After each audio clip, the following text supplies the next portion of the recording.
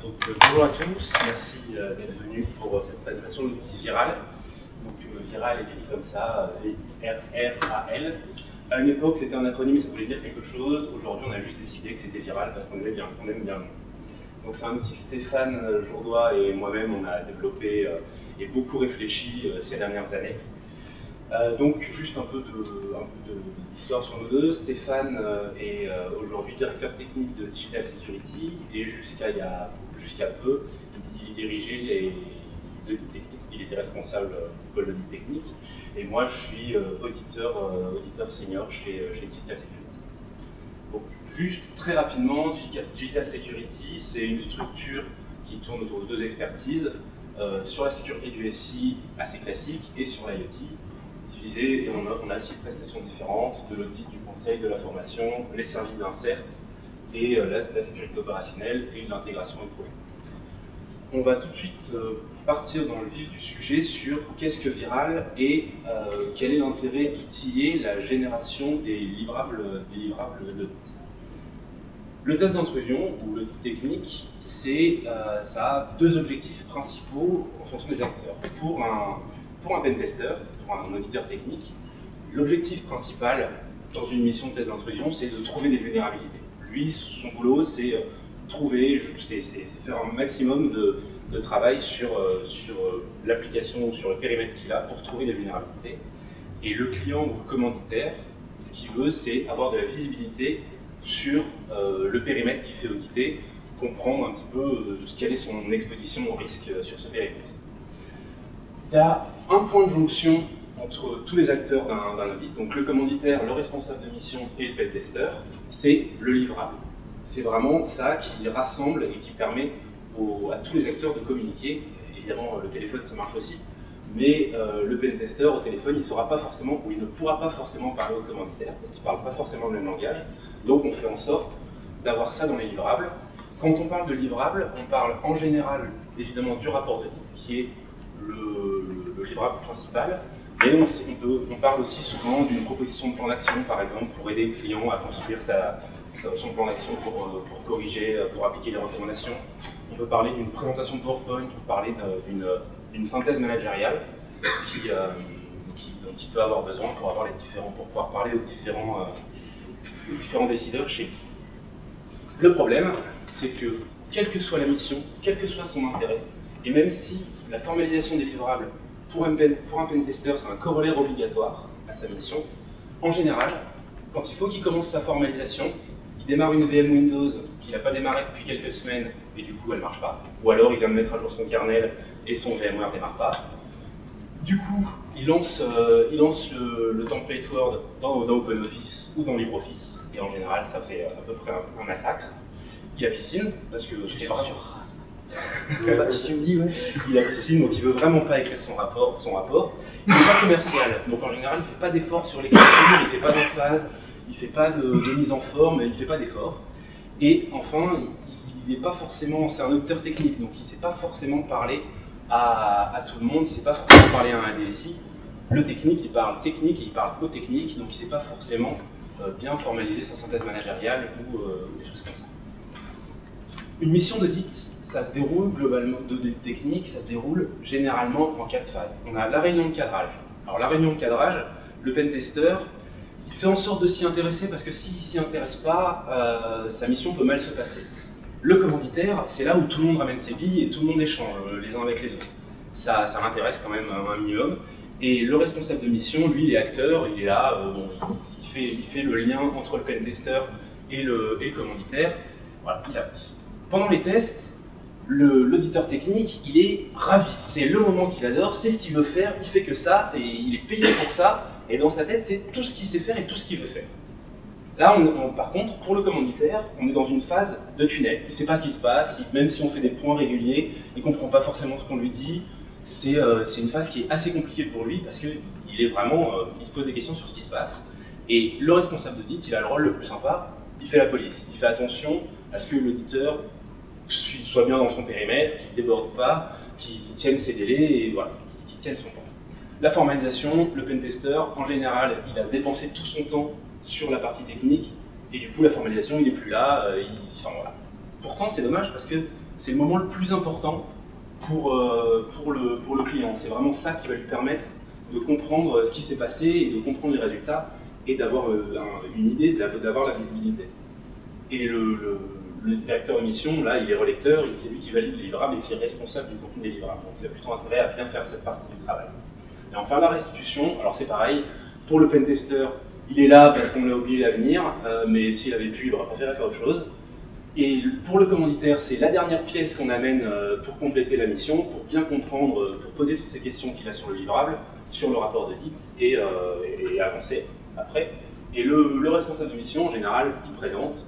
C'est lui qui est, en tant que responsable de mission, en tant que responsable, il présente les résultats. C'est un peu le pentester années 2000. Ouais, j'ai une petite question, c'est parce que... Petite caricature, enfin, c'est pas faux, hein, mais ça me fait penser au pentester années 2000. Hein. Ouais, alors du bug bounty, les mecs ont quand même... C'est un peu schématique. Oui, ça permet d'introduire la il y a une maturité qui est arrivée sur le marché qui fait que des comme ça, on en voit quand même plus. C'est pour avancer sur l'outil, pour amorcer le... Parce qu'en fait, vous considérez que l'auditeur n'a aucune compétence...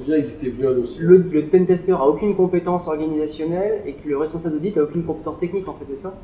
Non, c'est pas ce que j'ai dit sur le responsable d'audit. Par contre, le pentester, en général, ne se considère pas comme étant un consultant ou comme sachant faire de l'organisationnel. Je suis sûr que si on le force, il saura faire, mais en général, il ne veut pas le faire. Non, mais tu sais, il y a de plus en plus de pentesters, même hyper techniques, qui savent replacer les choses dans un contexte par rapport aux clients. Oui, on est parfaitement d'accord. Les jeunes aussi. Ils ont quand même, les jeunes, tu sais, ils sont formés plus jeunes, plus tôt. Bon, enfin, peut-être je rêve un peu, mais peut-être j'ai vu les meilleurs, mais c'est plus comme il y a 10 ans quand même. Hein. Ouais. Bon. L'intérêt de l'outil, il se place sur la case formalisation. Parce que l'outil et le framework qu'on essaye de développer et sur lequel on travaille, il permet de rendre plus rapide la phase de formalisation pour le pentester. C'est plus homogène pour le client, c'est-à-dire que s'il commande 5 audits ou s'il a un plan d'audit global et qu'il y a différents pentesters d'une même entreprise qui travaillent sur ses périmètres, il aura le même visuel et le même rendu à la fin, donc il aura vraiment un rendu uniforme.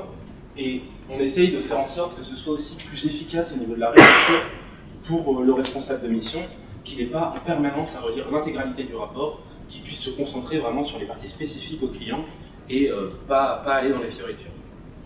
Alors, je vais simplement vous faire une petite démonstration de comment fonctionne l'outil aujourd'hui.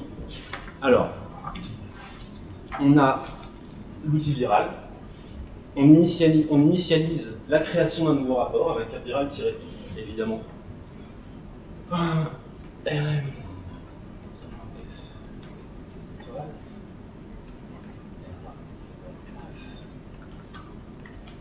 Ok, donc on initialise la génération des rapports. Donc là, on a le fichier d'entrée par défaut qui est créé.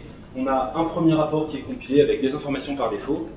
Si on fait un ls-la, on voit qu'on a un constat.viral qui est la liste, qui est le fichier d'entrée, un PDF qui est généré, un fichier qui est accessoire et un répertoire de preuves qui est créé, qui permet de mettre toutes les preuves qui sont dans le rapport d'une mission d'audit.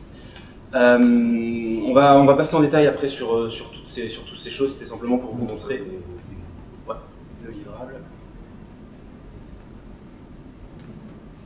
Hop, donc le livrable qui est produit ressemble à ça, donc une page de garde avec le nom du client, le titre, les informations importantes pour la mission, donc les différents points de contact, les différents numéros de version, après le sommaire et la partie introductive du rapport, la partie synthèse managériale qui est en plusieurs parties, un bilan avec le niveau, les points positifs majeurs, des graphiques, sachant que quand on initialise un rapport, il y a toujours une vulnérabilité qui est une vulnérabilité mineure qui est présente. Donc voilà, on voit en haut dans les en-têtes que le nom du client est le même, c'est le même nom de titre. Tout ça c'est rentré une seule fois dans notre fichier d'entrée. On génère différents graphes et différentes stats, l'explication de tous les critères de gradation qui sont utilisés, et ensuite on arrive sur la partie du rapport technique en fait, avec la description des vulnérabilités et les box de vulnérabilité, suivi ensuite à la fin par la description des recommandations et les box de recommandations. Alors,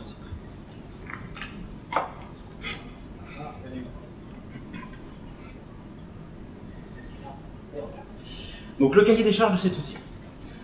C'est vraiment un outil qu'on a écrit sur un coin de nappe, sur lequel on a énormément discuté, on a beaucoup travaillé avec Stéphane.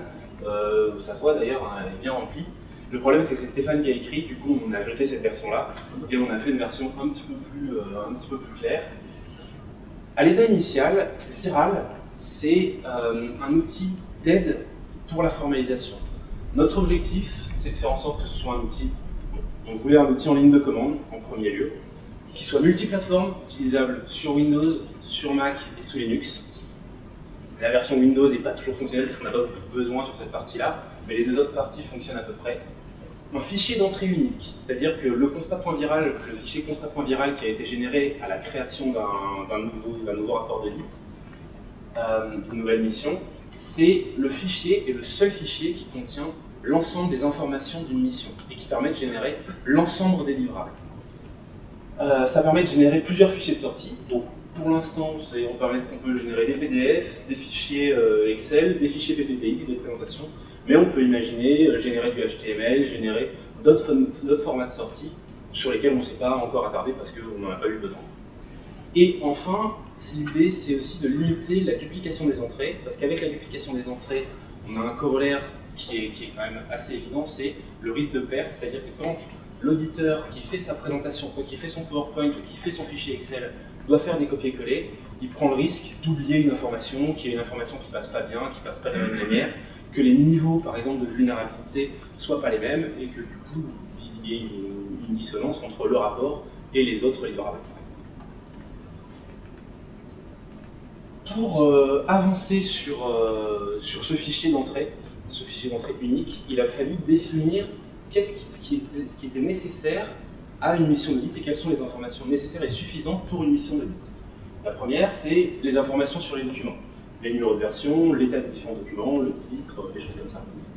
Ensuite, c'est les informations sur la mission. Donc, le périmètre, c'est quels sont les contacts pour cette mission, quel est l'objet des différents documents, des choses comme ça. On arrive là, donc l'introduction des documents, l'objet du document, les démarches qui ont été utilisées pendant cette mission, les évaluations qui ont pu être effectuées, le périmètre, ce genre de choses. Ensuite, la synthèse managériale, donc un niveau global du périmètre évalué, une synthèse, des points positifs, des points négatifs, et un ensemble de graphiques qui sont générés automatiquement. Et ensuite, la partie la plus importante, c'est les constats. Comment définir les constats d'audit? Donc nous, on a décidé, sur la base des normes existantes quand même, de définir un constat d'audit comme étant un identifiant, pour savoir à quoi on fait référence quand on en parle, une ressource concernée, sur quoi s'applique ce constat, une description, comment on a trouvé ce constat. Le constat peut être positif ou négatif. En général, on parle de vulnérabilité. Comment on a trouvé cette vulnérabilité, comment elle se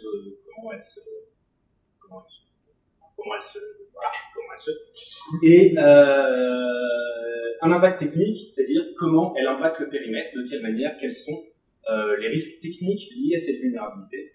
Et enfin, une note, pour pouvoir les catégoriser entre elles, pour pouvoir dire celle-là est plus importante, elle fait courir plus de risques sur le périmètre, elle fait plus de risques sur le périmètre. Voilà. Et on arrive à un fichier d'entrée qui est en 3 parties, que je ne vous ai pas montré, mais voilà. Donc, on a la première partie avec, c'est un fichier XML. On est parti sur ce qui nous a semblé très important, c'est de structurer, d'avoir une structuration claire dans le document. On force nos auditeurs à structurer leur démarche, et donc cet outil permet de les forcer un peu à ça. Donc, on rentre les différentes informations dont je parlais tout à l'heure, c'est-à-dire là, c'est plutôt les informations sur la mission ou sur les documents, les versions, qui sont les auditeurs, qui est le commanditaire, qui sont les audités, la liste de diffusion, les documents qui ont pu servir des documents de référence, par exemple. Ensuite, la synthèse managériale, avec l'objet du document, la démarche, le périmètre, le niveau, le bilan, les points positifs et négatifs. Et enfin, les constats. Comment on définit un constat? C'est dans une section qui contient des constats qui peuvent être positifs, des vulnérabilités et des recommandations avec le système de gradation afférent. on a fait, à la suite de tout ça, une première version. Vraiment 0.1, on s'est dit, structuration de données, on ne veut pas avoir à s'embêter avec la forme, on veut faire juste du fond. La réponse évidente, c'est LaTeX. Parce qu'on aime bien le monde universitaire, on se dit, ah, ici ils font ça, c'est que c'est ça qu'il faut faire. Il s'avère que c'est un petit peu compliqué de structurer des données en LaTeX. On s'est retrouvé avec PDF LaTeX et Beamer. Alors pour ceux qui ont fait du Beamer et qui ne sont pas designers, c'est compliqué de faire quelque chose de joli en Beamer. Il y en a peut-être qui y arrivent, mais nous on n'a pas réussi. Et on avait des fichiers qui inclusaient d'autres fichiers en LaTeX. On a fini par se perdre et avoir quelque chose de très compréhensible, même pour nous, alors qu'on avait développé le sujet. Ce que j'ai pas dit en corollaire, c'est que moi j'ai aucun passé de développeur. Donc je suis plutôt auditeur et je ne sais pas développer. Stéphane a un passé de développeur, donc c'est lui qui est responsable de la qualité du code source. Si jamais un souci, c'est lui qui va. Et au final, on avait très peu d'optimisation du temps parce que on passait plus de temps à débugger qu'à écrire nos constats. Et donc, on est parti vers des outils un peu plus modernes, le Python, The LaTeX, qui est une version un peu plus à jour que le PDF LaTeX, qui est quand même qui est plus maintenu aujourd'hui. Et donc là, vous avez la présentation du graphe de flux de l'outil Viral, qui prend en entrée un fichier XML que je vous ai montré qui contient l'ensemble des constats. De l'autre côté, il prend des templates qui sont soit en LaTeX, soit en Python, en fonction de ce qu'on utilise et de ce qu'on veut générer. Donc pour les PDF, on utilise de LaTeX, et pour générer du PPTX ou du XLSX, on utilise Python. Et éventuellement des fichiers de configuration, ça c'est une fonctionnalité qui est en cours de développement, qui permettent de changer les couleurs par exemple pour s'adapter à un client, ou ce que vous c'est ok de dire ça. On a développé l'outil dans une logique où il est complètement agnostique de la société qui l'utilise et de du client avec lequel se rapporter les systèmes. Donc on a vraiment un auteur de template qui permet de créer les rapports, mais par contre créer un template et y mettre des couleurs et faire une configuration complètement à part de celle que l'utilité utilise. Et ensuite, Viral mange tout ça et il génère des PDF, des XLSX et des PPTX. On utilise Jinja pour Ensuite, le cœur de Viral. Qu'est-ce que c'est? C'est un parseur qui prend en entrée les fichiers XML et qui les transforme en classe Python, donc la partie core. La partie core, c'est un ensemble de classes Python qu'on va voir tout à l'heure, qui crée une structure objet, en fait, des données qui sont XML, et qui permet après de les envoyer au templating ou au système graphique. On a un système de métriques qui permet de générer des graphiques pertinents et qui s'accorde avec le core pour le templating. Et donc tout ça, ça nous permet ensuite d'aller dans la phase de génération. Le moteur. Donc, pour ceux qui ont des bons yeux et qui ont été attentifs sur le fichier d'entrée, ça c'est l'ensemble des classes core, l'ensemble des classes de la partie core. En fait, chaque balise XML est représentée par une classe Python. On a développé l'outil avec une logique d'héritage. Ce genre de classe, les classes Viral base class, toutes les classes base class, en fait, sont des interfaces. Je ne sais pas si en Python c'est le bon terme, mais c'est des interfaces dont vont hériter toutes les autres classes. Par exemple, la classe constat hérite de Viral base class. Ça permet d'avoir toute l'intelligence et toute la logique dans une seule classe, et vraiment de faire du traitement spécifique dans les différentes classes. La classe constat, c'est constat avec un S, c'est la classe la plus importante pour un rapport de date. Parce que c'est elle qui va savoir quelle est la langue du rapport, quelle est la société qui utilise l'outil, quel est le système de gradation qui est à utiliser, et quelle est la version, quel est le niveau d'avancement des livrables. Est-ce que c'est un draft, est-ce que c'est une version finale, des choses comme ça. Donc cette classe constat fait écho à la balise constat qui est au sommet, qui est en haut de la DTD de l'outil Viral. Ensuite, on a la classe vuln, par exemple, qui va contenir une vulnérabilité et toutes les informations afférentes à une vulnérabilité, et qui en attribue le critère de gradation de la vulnérabilité.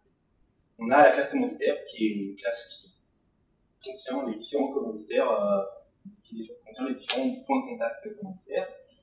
Ensuite, c'est pour montrer à quel point les classes sont complexes. Par exemple, la classe négative, qui est nécessaire parce qu'on en a besoin pour faire un traitement particulier dans un template, elle fait 4 lignes. Elle est juste là pour être instanciée, alors qu'il y a des classes qui sont pas instanciées et qui restent, il y a des classes qui sont, il y a des objets viral base class qui sont instanciés automatiquement. C'est ça. En fait, il y a des balises, par exemple, dans une vulnérabilité, il y a une balise description. On n'a pas créé de classe description parce qu'on ne peut faire aucun traitement sur la balise description. C'est pas néfin. On n'a pas vu l'utilité. C'est juste une balise qui contient du texte. Et donc, les balises description sont des objets viral base class dans la représentation en mémoire. Et après, pour les objets un petit peu plus complexes, on va avoir une fonction after from XML qui est appelée en fait par le parseur et qui permet de faire du traitement sur l'objet qu'on vient de créer pour modifier des données, par exemple, pour la balise section, on va lier des recommandations et des vulnérabilités ensemble pour que dans le rapport, on puisse faire apparaître un lien parce que les vulnérabilités sont afférentes à des recommandations et inversement. Et enfin, la fonction la plus importante de notre outil et du moteur, c'est la fonction de parsing qui peut parser n'importe quel fichier XML. Si c'est un fichier XML dont il ne connaît pas les balises, ben, il va générer une structure objet viral base class. Et s'il connaît les balises, donc si elles font partie du corps, il va générer des objets vulnes en fonction des balises vulnes qu'il va rencontrer, des objets repos, des choses comme ça. Cette fonction fait 30 lignes, et il n'y a pas besoin de plus pour faire tous les traitements dont on a besoin. Ensuite, notre système de gradation. Alors, c'est quelque chose que vous connaissez tous, forcément. Je pense qu'on n'a pas réinventé la roue. Grosso modo, ça ressemble à ça. La sévérité, c'est égal à l'impact fois la menace, à peu près. La menace, c'est la population fois la difficulté d'exploitation. Et la priorité des recommandations, c'est la complexité de la recommandation fois la sévérité maximum des vulnérabilités afférentes. S'il y a 5 vulnérabilités, on prend la vulnérabilité la plus importante pour savoir, la sévérité la plus importante pour savoir s'il est plus urgent d'appliquer cette recommandation que non. En filigrane, on voit, alors je ne sais pas si vous voyez, mais moi je vois qu'en fait c'est un petit peu plus compliqué que ça, c'est pas exactement une multiplication, il y a un petit peu plus de logique, mais on n'est pas loin de ça. Comme je suis sympa, je vous ai mis les matrices d'inversion qui permettent de voir que c'est un petit peu plus qu'une multiplication, mais on va passer sur le sujet. Les vues du système de gradation. Alors, les petites boxes, c'est ce qui apparaît dans le rapport. Vous l'avez vu rapidement tout à l'heure. Les balises, c'est ce que l'auditeur technique doit écrire. Pourquoi je vous montre ça? C'est pour vous montrer qu'en fait, aujourd'hui, l'outil viral intègre 3 systèmes de métriques différentes et qui pourraient en intégrer d'autres. C'est-à-dire que là-haut, c'est notre système de métriques qu'on utilise classiquement.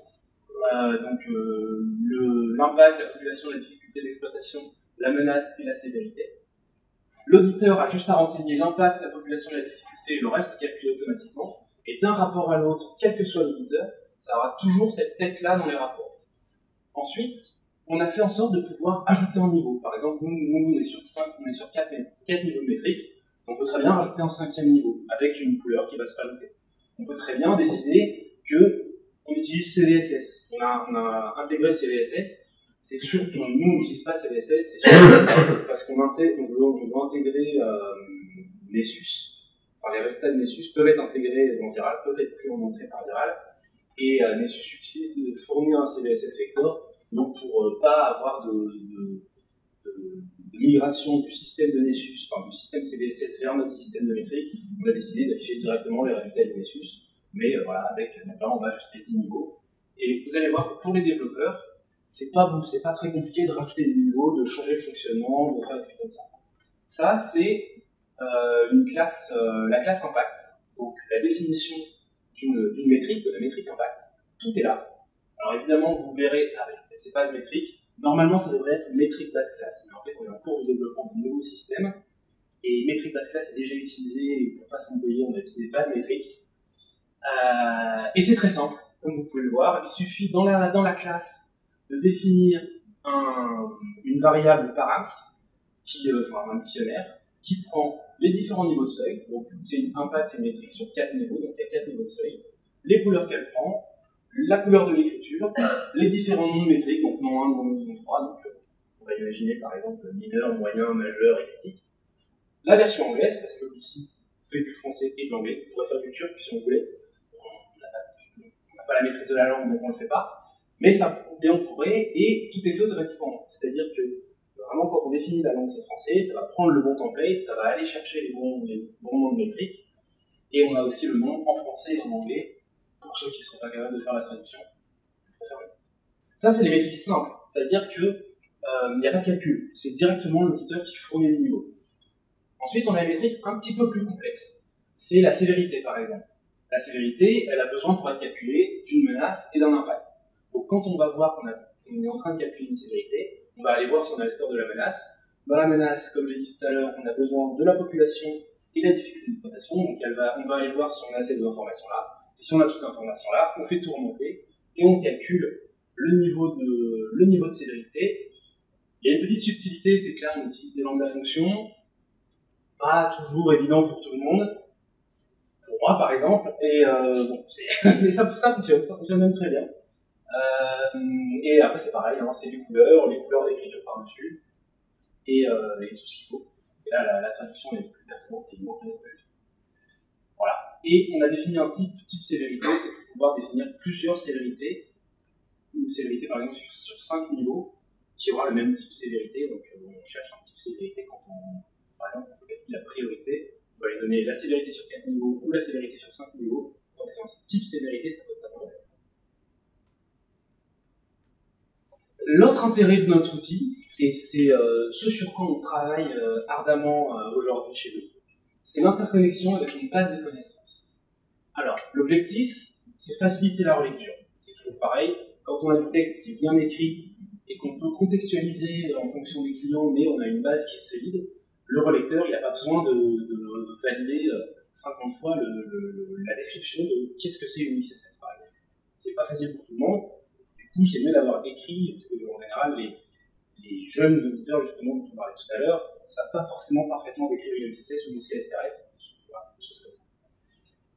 Un autre intérêt, c'est qu'on fait en sorte que les vulnérabilités soient toujours de la même qualité. C'est pas les vulnérabilités qui sont de la même qualité, c'est la description et l'écriture de la vulnérabilité. La description de la vulnérabilité, on a, d'un rapport à l'autre, on n'aura pas 3 lignes de description et 50 de l'autre côté. On aura quelque chose d'assez homogène et d'assez uniforme. C'est l'un des objectifs. Et on essaye de faire en sorte de laisser des libertés. C'est-à-dire qu'une vulnérabilité générique, c'est très bien, mais ça ne sert à rien. Pour le commanditaire, ça ne sert à rien. C'est-à-dire qu'on lui dit, bon, ben voilà, vous avez une XSS sur notre site web. Si on ne lui dit pas sur quel paramètre, à quel endroit, est-ce que ça s'applique ailleurs, quel est le problème, est-ce que c'est juste sur cet encart-là ou est-ce que c'est sur tout le périmètre, ça ne lui sert à rien. Donc il faut que l'auditeur ait la possibilité de mettre du texte générique et d'intercaler du texte générique partout. Pour ça, ce qu'on a fait, c'est qu'on a défini une structuration des dossiers dans ce qu'on appelle VulDB, c'est notre base de connaissances.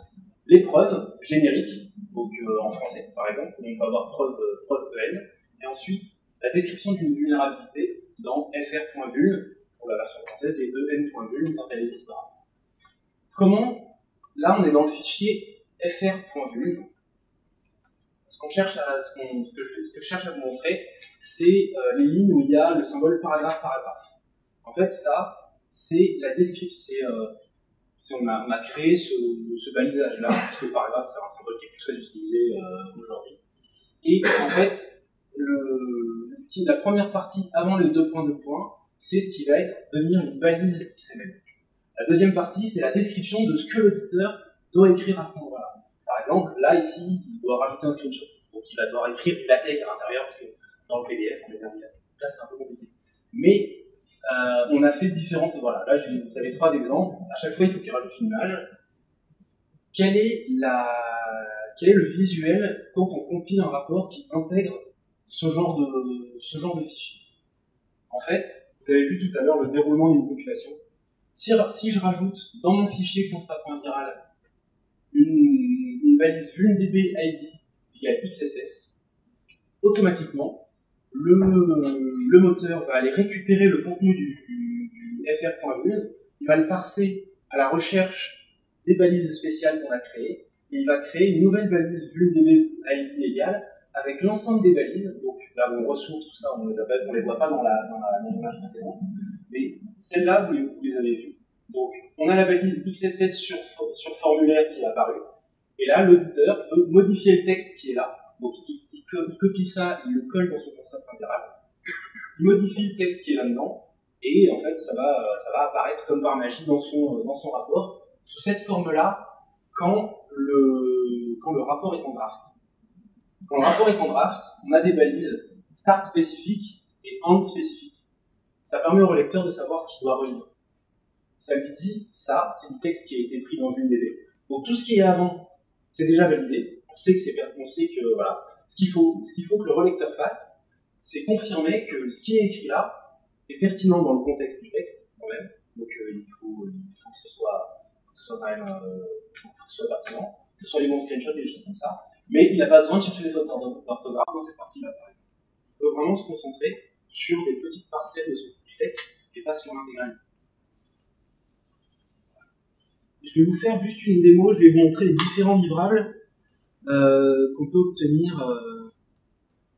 Ça. Alors, simplement,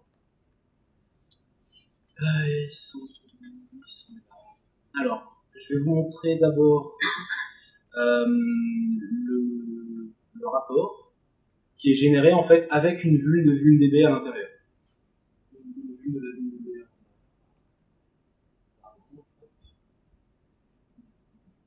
Donc on a toujours pareil, le nom du client, le type de mission.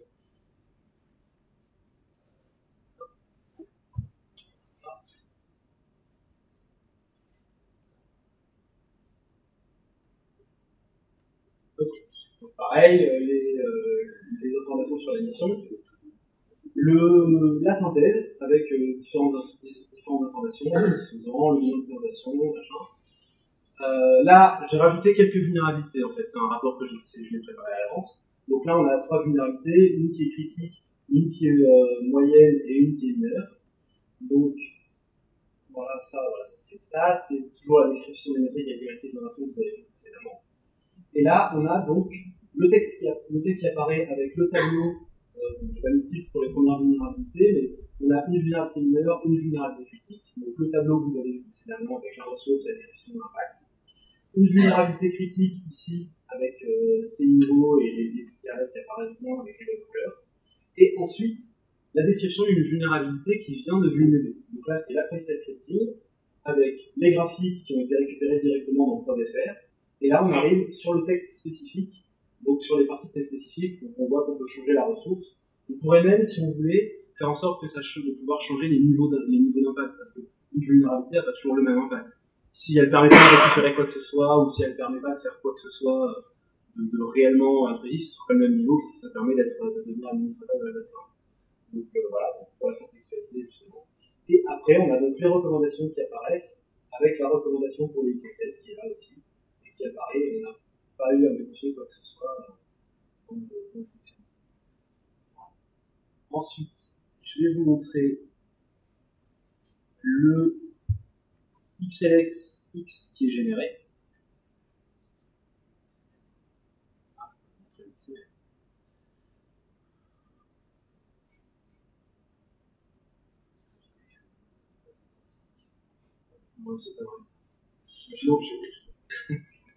C'est le XML donc, qui est généré, donc c'est pas la même couleur que tout à l'heure, mais on a donc toutes les informations, les points négatifs et les points positifs, les différentes vulnérabilités, avec donc la vulnérabilité critique qui est là, et ici, on a juste la VumeDB qui est là. Et donc effectivement, si je vais dans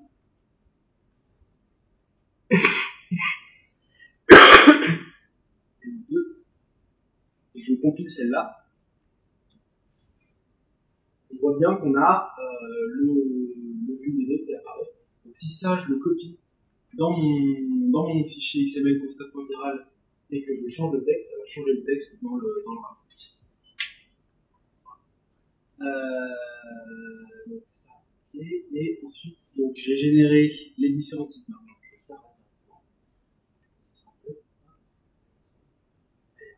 Donc, pour vous montrer, ça permet d'afficher la liste des templates qui sont disponibles. Alors, il y a des doublons, c'est parce qu'il y a les versions FR et les versions EN qui apparaissent. Et en gros, on peut générer un rapport classique, un rapport développeur, des tests de compliance, un récapitulatif qui est le fichier Excel, une présentation, on peut générer un résumé qui est juste la synthèse managériale avec les informations avant les critères de gradation. Voilà. Donc si je fais tirage récapitulatif, ça fonctionne, et je vais vous montrer tout de suite. Il est là.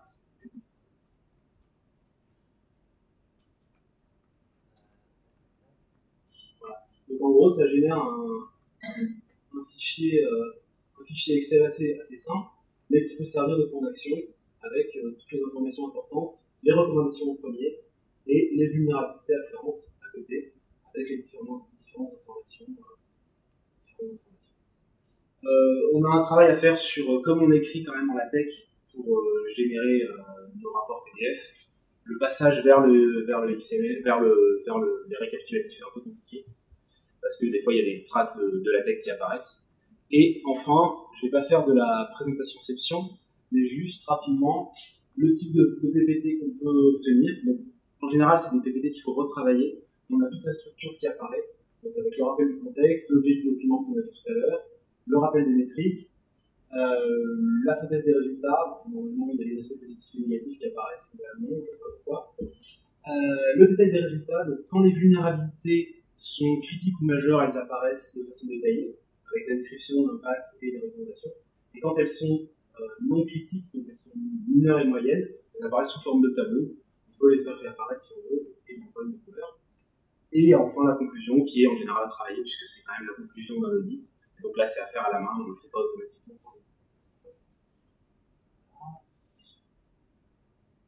Je vais reprendre la présentation.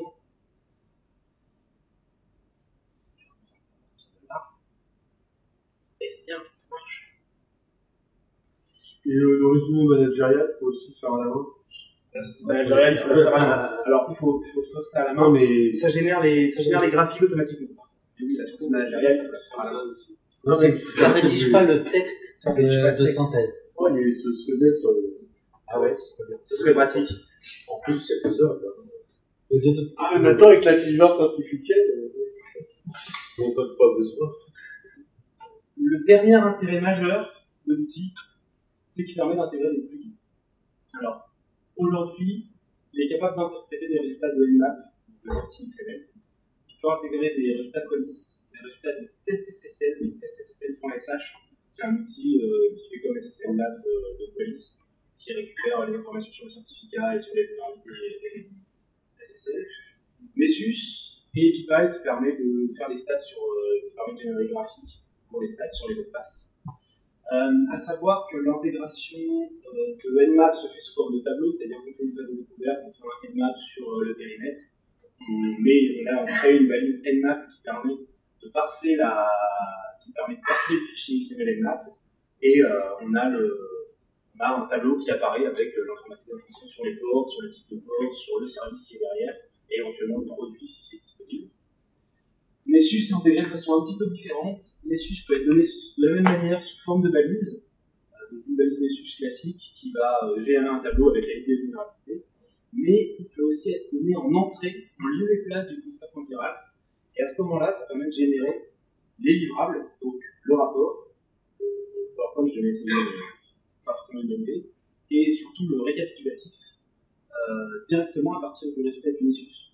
Donc ça permet de retravailler éventuellement le résultat de Messus de cette manière-là. Voilà. L'avenir, ce qu'on aimerait en faire, ce qui est une question de projet, des évolutions qu'on prévoit. L'interface graphique. Alors ça, on nous le demande pas mal. Bizarrement, tous nos pentesters la veulent, alors qu'ils utilisent que des outils en ligne de commande, mais ils veulent une interface graphique. C'est pas prioritaire, c'est clairement pas quelque chose qu'on va faire dans la minute. C'est pas très difficile à faire, mais c'est pas là-dessus qu'on met le curseur. Un système de graphique souple, parce qu'aujourd'hui, on utilise Pascal, je crois, qui embarque la terre entière, puisqu'il embarque les dégâts. Donc le faire tourner sous Windows, c'est un peu compliqué. Et on n'a pas trouvé de solution simple pour faire des graphiques en Python.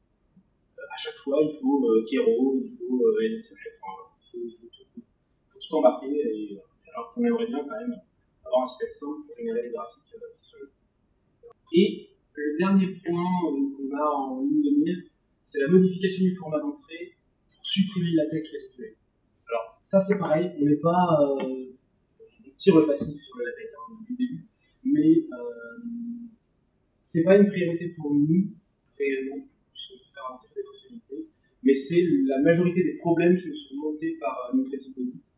Donc on a 30 personnes qui l'utilisent quotidiennement, puisqu'ils sont en mission régulièrement et qui font l'utilisation virale. C'est ce qui provoque le plus d'erreurs, c'est-à-dire écrire du LaTeX dans du XML, ça provoque des erreurs, et c'est difficile de savoir si c'est le XML qui pose problème ou si c'est le LaTeX. Pour ceux qui ont déjà mis les mains dans des erreurs LaTeX, c'est parfois compliqué à dépatouiller. Donc voilà, j'ai tendance à faire des modifications sur l'outil entre 21h et 22h le soir, parce qu'il y a un rapport à livrer le lendemain et que le bénéfice en question ne sait pas faut qu'il est sur un rapport, donc il va attendre. Pourquoi on est là aujourd'hui? Et c'est Stéphane qui va prendre la main sur ce sujet. Aujourd'hui, on n'est pas là ni pour vous dire, nous on a fait un template pour les rapports d'audit, parce que toutes les boîtes d'audit que je connais ont des outils de template, Word ou autre chose. On se met là comme ça. Donc toutes les boîtes ont déjà un outil de templating. Nous, ce qu'on a essayé de faire, Romain l'a dit avec passion, pendant 40 minutes, on a essayé de faire un outil qui plaise aux pentesters, donc qui soit sous Linux ou sur nous, en ligne de commande, qui plaise aux commanditaires, donc qui soit joli, même si nos templates ne sont pas forcément très élégants et très jolis. On a essayé, on a fait un effort. On a essayé de faire un outil qui plaise à tout le monde, et donc même si ce n'est pas le premier outil de template. Donc on n'est pas là pour dire on l'a fait, ni pour dire qu'on est plus fort que les autres. On est là aujourd'hui pour essayer de voir s'il y aurait un intérêt dans la communauté ou parmi les différents acteurs qui travaillent autour de l'audit. Alors ceux qui produisent des missions d'audit, les auditeurs, les pentesters, ou les gens qui encadrent des pentesters, mais aussi les commanditaires, les gens qui lisent des rapports d'audit, les RSSI qui reçoivent des rapports. Voilà. Est-ce qu'il y aurait un intérêt de ces acteurs pour réfléchir à ouvrir un petit peu cet outil? Romain l'a dit tout à l'heure en passant, l'outil là, depuis le premier jour était strictement pensé de manière agnostique de l'entreprise qui l'utilise, Digital Security. Le nom Digital Security n'est pas présent dans l'outil viral. Les métriques sont entièrement paramétrables, les templates peuvent être entièrement refaits de manière très simple et très rapide. Donc on pourrait réfléchir, si des gens sont intéressés, à une collaboration. Je n'ai pas d'idée préconçue sur quelle forme ça pourrait prendre une collaboration, étant donné que c'est un outil de l'entreprise, qu'aujourd'hui il n'est pas libre et que ce n'est pas notre objectif immédiat. On y pense depuis longtemps, à se dire pourquoi pas en faire un projet libre, et publier, et puis on voit ce que ça donne. Pour l'instant, on n'est pas prêt à ça, mais on voudrait se confronter, pourquoi pas avec un concurrent, et dire on bosse ensemble. C'est pas très compliqué de dire on signe un NDA, on réfléchit autour d'une bière peut-être un peu plus, peut-être en disant qu'on s'associe pour travailler sur un format de restitution qui soit commun. Peut-être que je le disais, des lecteurs de rapports d'audit, des gros consommateurs, des gens qui font des grosses campagnes d'audit, voudraient réfléchir à recevoir des différents auditeurs qui font intervenir sur certaines campagnes d'audit, des rapports qui soient tous formatés de la même manière, pour permettre la comparaison dans l'espace et puis dans le temps. Voilà. Donc aujourd'hui, on est venu pour présenter cet outil et pour vous dire encore une fois que c'est un outil qui nous passionne, sur lequel on a passé énormément de notre temps libre, plus que du temps payé par l'entreprise. Donc on veut en discuter, on est prêt à discuter, à entendre. J'ai entendu 3 propositions sur comment améliorer notre système de graphes. C'est super, on va entendre ça. Voilà. On est prêt à tout entendre du coup. dispos, on a fait en sorte de garder un petit peu de temps pour échanger avec vous s'il y a des questions. Notre objectif était évidemment pas de remettre en cause la compétence des pentesters jeunes